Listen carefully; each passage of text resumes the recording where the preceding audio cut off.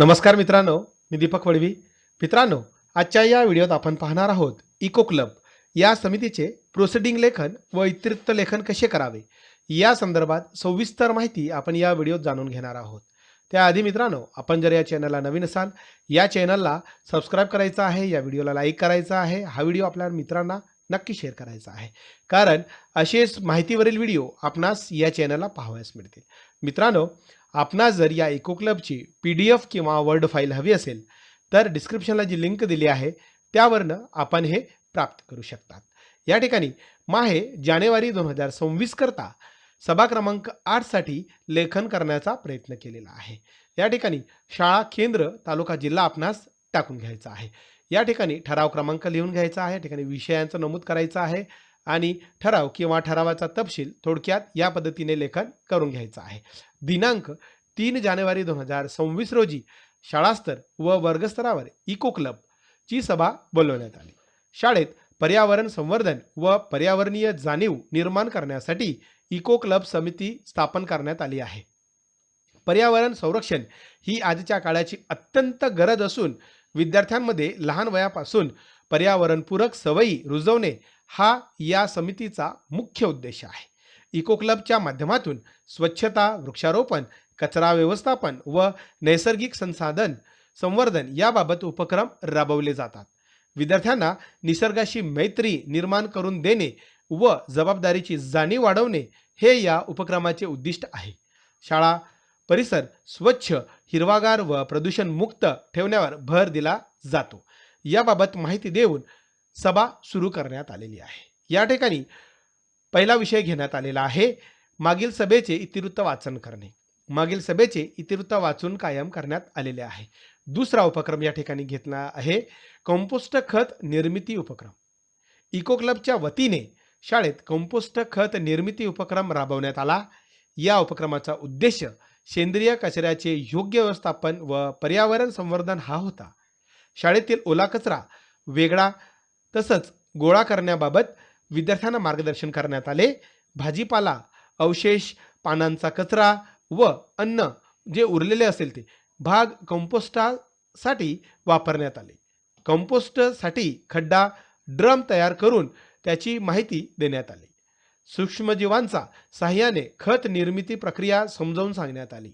विद्यार्थ्यांनी प्रत्यक्ष सहभाग घेऊन कचरा वर्गीकरण केले. दुर्गंधी व माशा टाळण्यासाठी आवश्यक काळजी घेण्यात आली. नियमित उलथापालथ व ओलावा नियंत्रणाबाबत प्रशिक्षण देण्यात आले.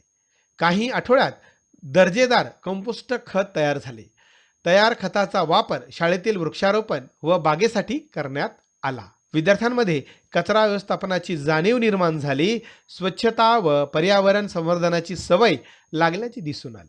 भविष्यात हा उपक्रम सातत्याने राबवण्याचा निर्णय इको क्लबने घेतला व हा ठराव सर्वानुमते मंजूर करण्यात आलेला आहे. सूचक अनुमोदक या ठिकाणी आपल्याला टाकून घ्यावायचा. पुढचा विषय या ठिकाणी घेण्यात आलेला आहे विषय क्रमांक 3 सायकल वापर व पर्यावरण पूरक वाहतूक. इको क्लबच्या वतीने सायकल वापर व पर्यावरण पूरक वाहतुकीबाबत जनजागृती उपक्रम राबवण्यात आला. या उपक्रमाचा उद्देश इंधन बचत व प्रदूषण कमी करणे हा होता. विद्यार्थ्यांना सायकल वापरायचे आरोग्यदायी व पर्यावरणपूरक फायदे समजावून सांगण्यात आले. सायकल दिन साजरा करून विद्यार्थ्यांचा उत्स्फूर्त सहभाग नोंदवण्यात आला. शाळेत सायकल रॅलीचे आयोजन करण्यात आले. वाहनांमुळे होणाऱ्या वायू प्रदूषणाबाबत माहिती देण्यात आली. लहान अंतरासाठी सायकल वापरण्याचे आवाहन करण्यात आले. पायी चालणे व सार्वजनिक वाहतूक वापरण्याचे महत्त्व सांगण्यात आले. सायकलची योग्य देखभाल व सुरक्षित चालवण्याबाबत मार्गदर्शन करण्यात आले. हेल्मेट वापर व वाहतूक नियमांचे पालन यावर भर देण्यात आला. पालकांनाही पर्यावरणपूरक वाहतुकीसाठी प्रोत्साहित करण्यात आले. शाळा परिसरात सायकल पार्किंगची व्यवस्था करण्यात आली. विद्यार्थ्यांमध्ये पर्यावरण बाबत सकारात्मक दृष्टिकोन निर्माण झाला. भविष्यात असे उपक्रम नियमित राबवण्याचा निर्णय इको क्लबने घेतला व तसा ठराव हा सर्वानुमते मंजूर करण्यात आलेला आहे. या ठिकाणी सूचक अनुमोदक आपणास टाकून घ्यायचा आहे.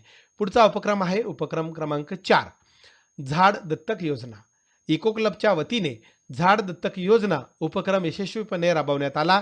या उपक्रमाचा उद्देश विद्यार्थ्यांमध्ये पर्यावरणाबाबत जबाबदारीची भावना निर्माण करणे हा होता. शाळा परिसरात लावलेल्या झाडांची माहिती विद्यार्थ्यांना देण्यात आली.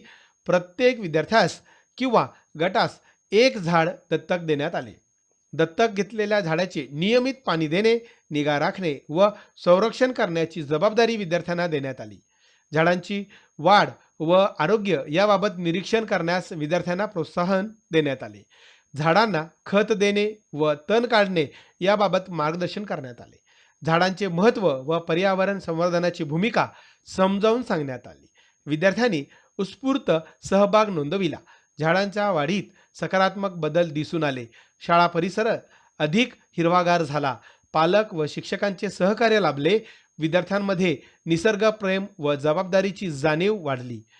भविष्यात ही योजना सातत्याने राबवण्याचा निर्णय इको क्लबने घेतला व तसा ठराव हा सर्वानुमते या ठिकाणी मंजूर करण्यात आलेला आहे. या ठिकाणी सूचक अनुमोदक आपणास टाकून घ्यावायचा आहे. पुढचा विषय आहे ऐनवेळचा विषय. ऐनवेळी कोणताही विषय न आल्यामुळे आजची सभा सर्वांच्या सहमतीने समाप्त करण्यात आली. या पद्धतीने सभेस उपस्थित सदस्य असतील त्यांचे अनुक्रमांक, सदस्यांचे नाव आणि स्वाक्षरी करून हे आपल्याला दप्तरी ठेवता येणार आहे.